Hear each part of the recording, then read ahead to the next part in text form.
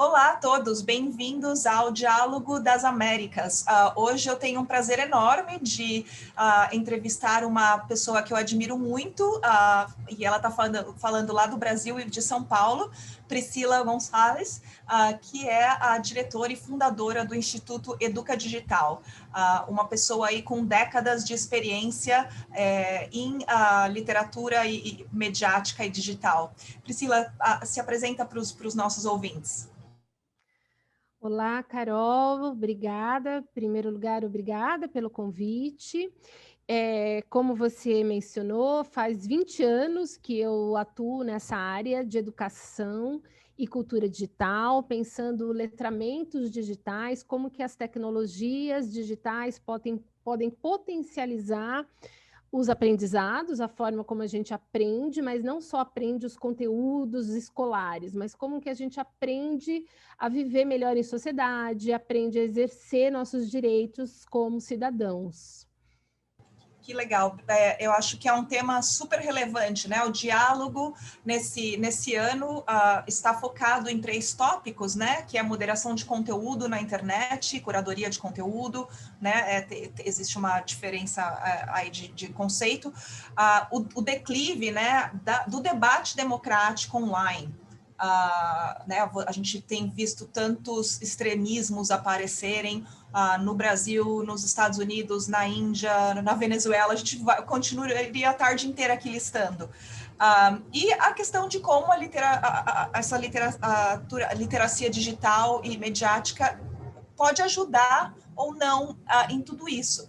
Então, assim, como você vê a evolução do pensamento sobre literacia digital e mediática? E quais foram algumas das suas formas de intervenção historicamente? Tá. Eu vou falar muito particularmente o que eu tenho acompanhado mais no Brasil, mas eu concordo que tem um fenômeno aí que é global, que a gente vem observando, né, não só aqui localmente, mas em várias outras regiões, esses fenômenos como a desinformação, a plataformização da sociedade. Inclusive, o professor brasileiro aqui, o André Lemos, acabou de lançar esse livro, e justamente ele compara a tecnologia a um vírus, o quanto que nós já estamos com esse vírus dentro da gente, né? A pandemia só exacerbou isso. E tem outro ponto também desses estudos atuais relacionados aos letramentos, que é a ideia do ciborgue, a ideia, não só atual, isso já vem, mas agora está muito forte, porque a gente está entendendo que esse ciborgue nós todos já somos, então a gente depende do aparelhinho. A gente fica sem o celular, a gente não sabe o que fazer, a gente fica é um desespero, porque toda a nossa vida está lá, nossa agenda, nossos e-mails, nossos contatos, a gente não decora mais número de telefone. Então, hoje, a gente está muito o digital tomou conta da gente de um tanto que a gente nem percebe. Isso nós que estamos estudando, analisando todo esse fenômeno. Mas se for pensar, a grande parte da população pouco reflete e pouco analisa criticamente todo esse fenômeno, né? Parece mágica e parece que só tem benefícios. Acho que a grande questão que a gente tem hoje em letramentos digitais é tentar entender esse equilíbrio. Ao mesmo tempo que, sim, a tecnologia, o mundo digital tem trazido benefícios, ela tem muitos riscos. E como que a gente lida com isso? Porque por um bom tempo, desde o advento da web, vamos dizer assim, quando a web começou a ser mais popular, a web 2.0, as redes sociais e toda aquela energia, aquele otimismo que a internet proporcionaria mais democracia, as pessoas em educação, a gente falava muito, agora você não vai ser mais consumidor de conteúdo, informação, você pode ser produtor de conteúdo, informação, cultura. Então, tinha uma atmosfera muito positiva mesmo do que a internet trazia. Mas, ao mesmo tempo, trouxe muitas positividades. A gente teve no Brasil um auge aí de comunidades, de coletivos, criando inclusão digital, mas numa visão que a inclusão, não só o recuperar os computadores mais antigos para as comunidades poderem se colocar, mostrar sua identidade, suas culturas no mundo, mas entender o que a tecnologia dizia a respeito ao desenvolvimento comunitário, né? O quanto que você tinha o potencial de exercer mais a sua cidadania a partir do acesso. Então, essa ideia do acesso à informação, principalmente à informação pública, aos serviços, isso ficou muito forte, essa possibilidade de acesso. Sendo que a questão da banda, da inclusão, da conectividade permanece até hoje como um desafio. Pelo menos no Brasil, esse é um cenário que a gente tem 47 milhões de pessoas que ainda não têm conexão à internet. Infelizmente, não é só no Brasil, né? Aqui mesmo nos Estados Unidos, a gente viu quanto as pessoas não estão conectadas, né? Quando a gente teve que mudar as crianças online por causa do Covid. Isso. E essa situação do não conectado na educação, por exemplo, isso remete a uma estagnação, ao quanto que a educação é resistente. Falam muito que professor é resistente, né? Eu não acho que é bem assim. Eu acho que o ecossistema da educação resiste. Ele acaba se fechando em si mesmo e se abre pouco para entender o que está acontecendo no mundo. Então, se, por exemplo, a área de educação como um todo, seja a gestão da educação, seja a área de pesquisa, estudo da educação, começasse a fazer mais aplicações, imaginar como que a gente poderia fazer um híbrido, por exemplo, antes de ter pandemia.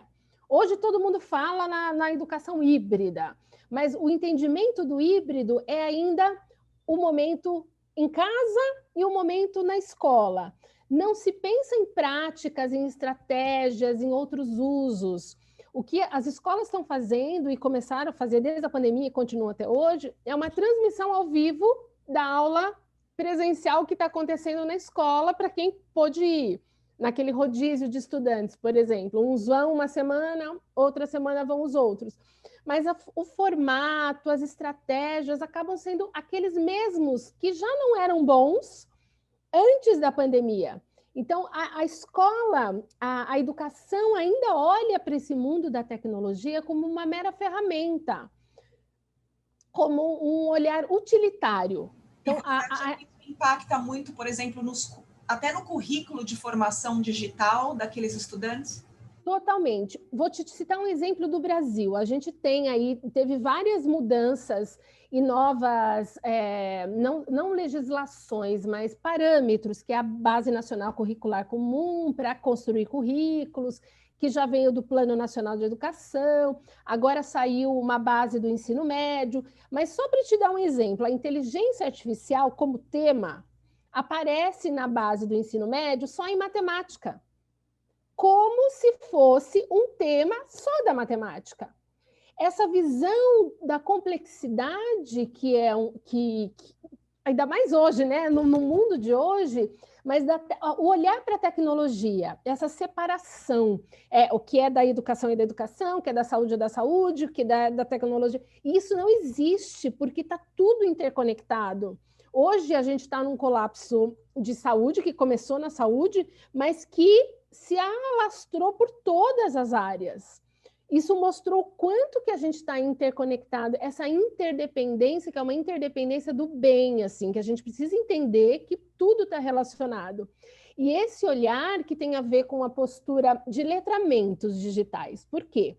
Porque se a gente está numa sociedade que é digital, tudo que a gente faz hoje é digital. Para a gente acessar um serviço público, você precisa recorrer a um determinado ambiente digital. Você precisa entender o que aquilo significa, não só para o serviço que você busca, mas o que você está compartilhando ali de você. Que dados seus você está digitando e entregando para seja essa plataforma pública ou privada. E o que isso vai ser feito, o que vão ser feitos desses dados. A gente começou a ver que muitos dos direitos humanos da declaração, das 40 artigos da Declaração dos Direitos Humanos, ainda não são compreendidos pelas pessoas. E tem uma dívida aí. Acho que essa formação em cidadania digital, que infelizmente muitas organizações da sociedade civil trabalham com esse foco de cidadania digital, exclusivamente no foco usuário. Então, cabe a você, usuário, ser fazer bom uso da internet, não publicar coisas que não se deve, não alastrar desinformação, como se tudo isso dependesse só do indivíduo. Então, isso está muito arraigado na educação, muito forte. Não tem essa visão de que é uma política pública, tem uma série de atores envolvidos que a gente precisa considerar, né? Eu achei muito legal esse conceito que você trouxe de cidadania digital, né? Além desse letramento, né? Que a gente estava conversando e que, como você disse no passado, era baseado em comunidades, né? Como você vê? Você mencionou o celular, né? Você mencionou essa coisa da gente estar todo dia aqui no celular, mais do que com a nossa família, inclusive. Isso impactou em como a gente pensa letramentos digitais e essa cidadania digital? O que você vê hoje no Brasil? E você vê algum relacionamento sobre isso e como a gente interage com a democracia, né?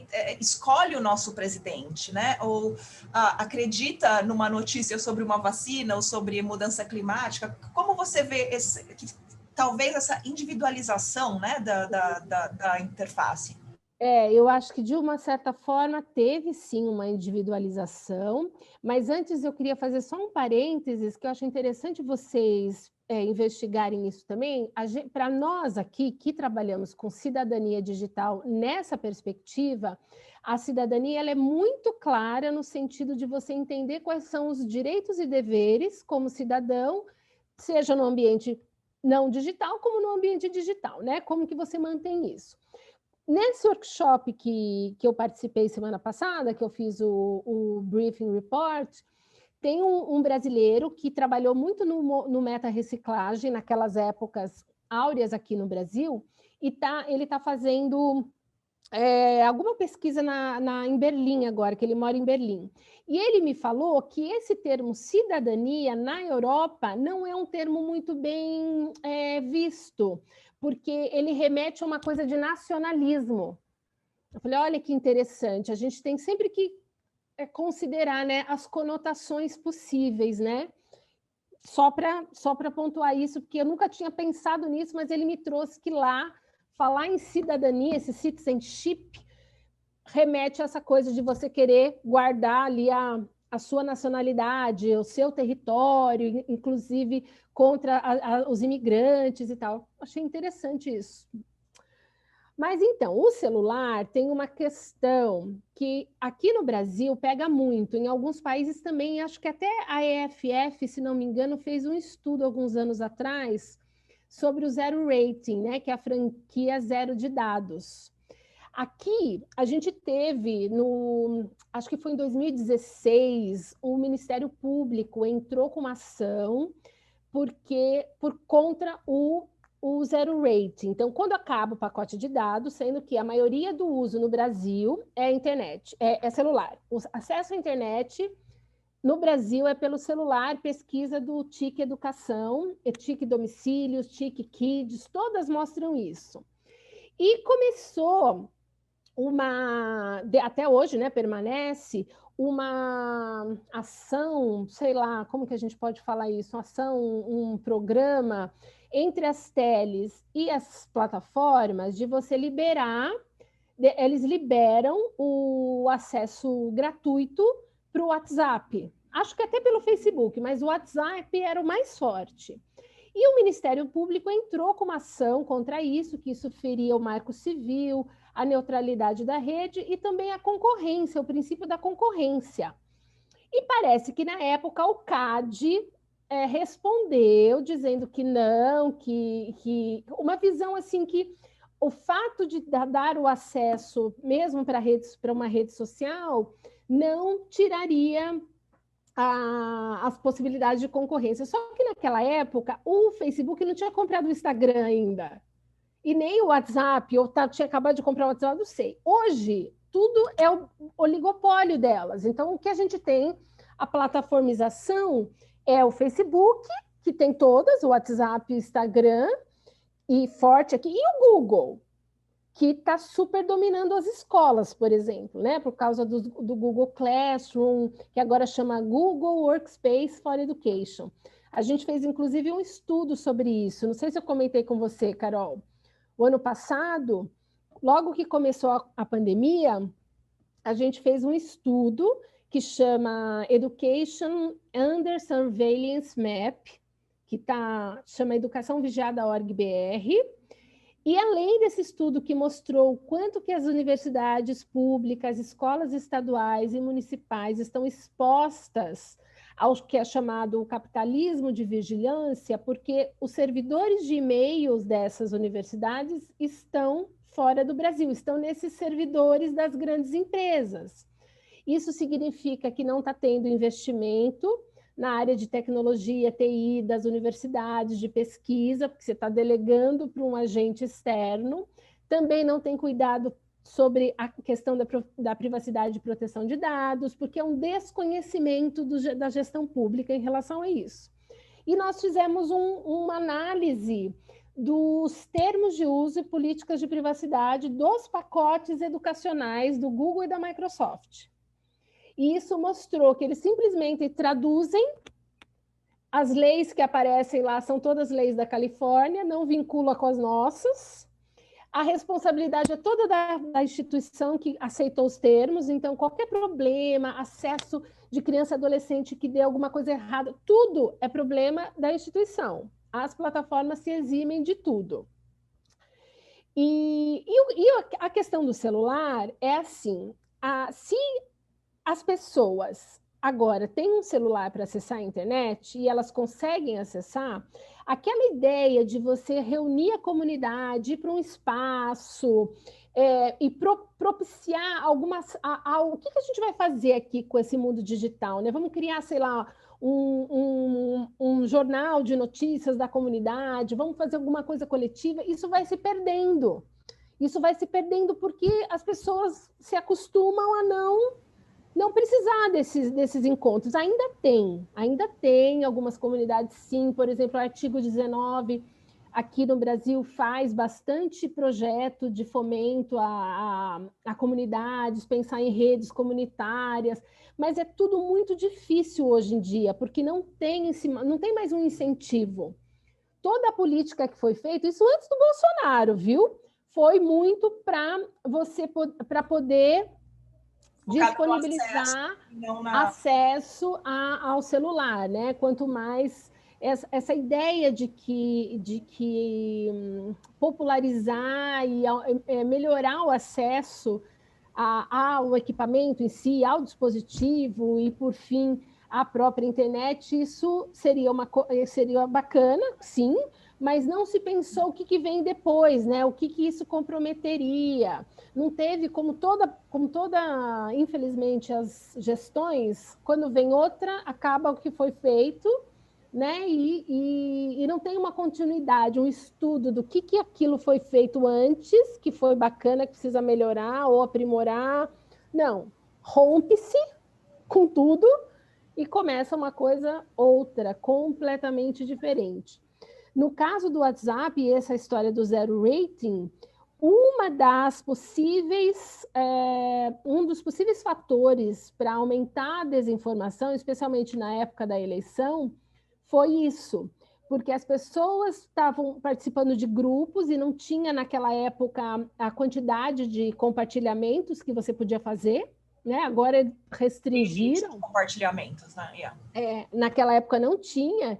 E se você não tinha acesso a mais nada além do WhatsApp, e você via um título lá que você não podia nem clicar para ver se aquela notícia era de agora, de 10 anos atrás, ou se era falso ou não, você simplesmente... As pessoas costumavam compartilhar, porque aquilo era o que elas pensavam, sei lá, uma opinião que elas acreditavam que era.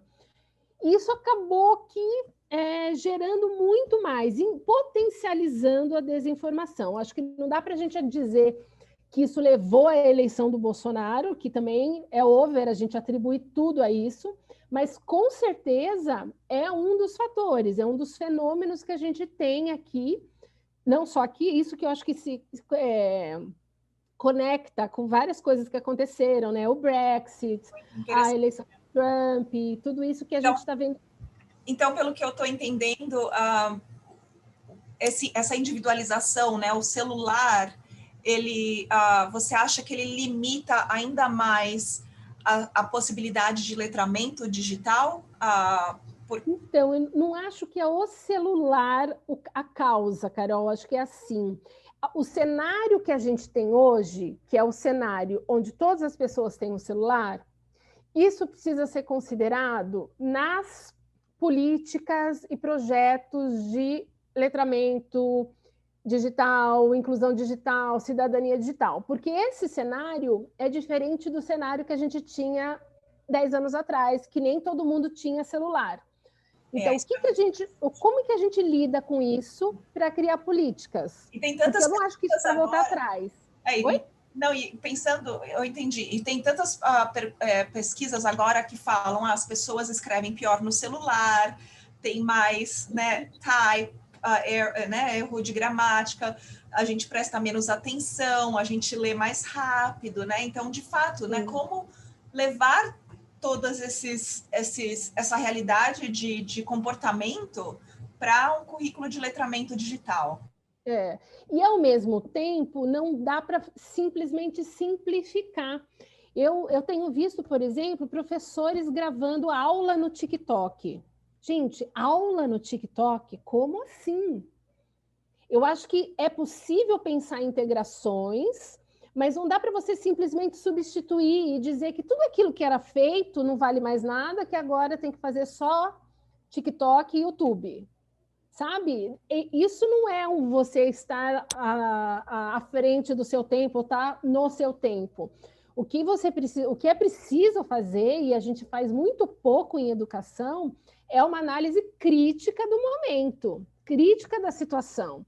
Então, mas por que nós temos esse cenário? Será que por haver esse cenário, os jovens estarem no TikTok, a gente tem que pronto ir no TikTok e fazer aula lá? TikTok é uma empresa, ela vive de negócios, vai usar os dados de estudantes e adolescentes, né? Crianças, adolescentes, estudantes, professores. É isso que está faltando entender. Quais os papéis, como que esses papéis, eles podem, os atores, né? Os stakeholders, eles podem trabalhar em conjunto, não sei se trabalhar a melhor forma, mas como que é possível conectar isso, mas sendo que cada um tem um papel? Não dá para fundir tudo. Então, agora a educação vai ser pelo TikTok, sabe esse tipo de coisa que eu já ouvi dizer? Outra coisa que acontece muito no nosso momento aqui. Desde vamos só pegar um histórico assim.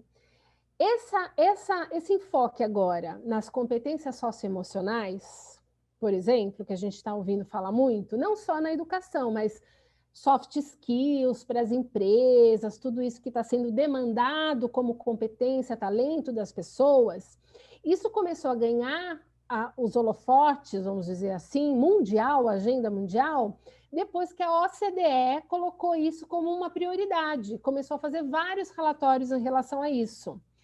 Só que essa temática dos 4 pilares da Unesco, aprender a fazer, aprender a ser e aprender a conviver, vem lá do final dos anos 90.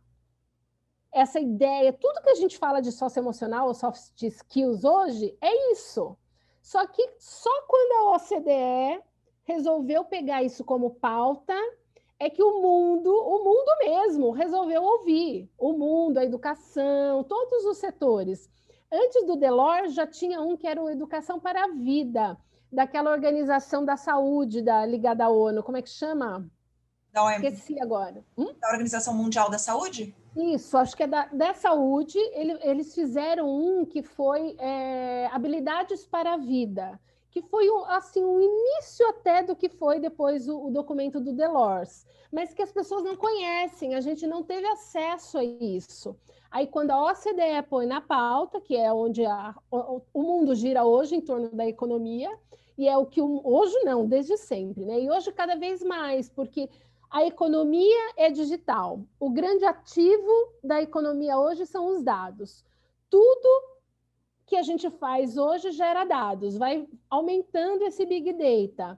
E se a gente não entende que cenário é esse, a gente não vai conseguir pensar, não tem como pensar em letramentos sem conectar essas áreas todas. Então, a educação tem que entender o que está acontecendo na economia, tem que entender o que está acontecendo na saúde, tem que entender o que está acontecendo na tecnologia. Esse olhar amplo, na minha visão, o letramento digital, hoje, mais do que nunca, precisa dessa interligação dessas áreas todas, desse entendimento. Claro que você não vai se aprofundar em tudo, mas tem que entender o contexto para pensar no seu contexto local, para pensar nos currículos, nas políticas. Não, muito interessante, Pri. Bem, e para todos que estão assistindo esse vídeo, a gente vai colocar uma lista de recursos aí que a Priscila mencionou durante essa entrevista também no final e na nossa biblioteca do Diálogo das Américas. Mas, Priscila, você tem alguns últimos pensamentos ou mensagens? Você vê essas coisas melhorando? Ou quais são as suas esperanças aí para os próximos anos com relação a essas temáticas?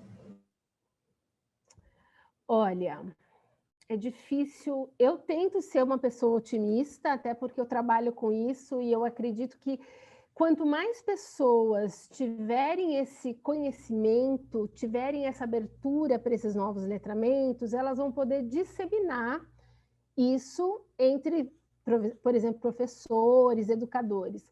Mas eu acho que a gente tem um desafio muito grande ainda em relação aos policy makers e aos gestores, né? Os civil servers, que são as pessoas que estão na linha de frente. Servidores públicos e os fazedores de política pública.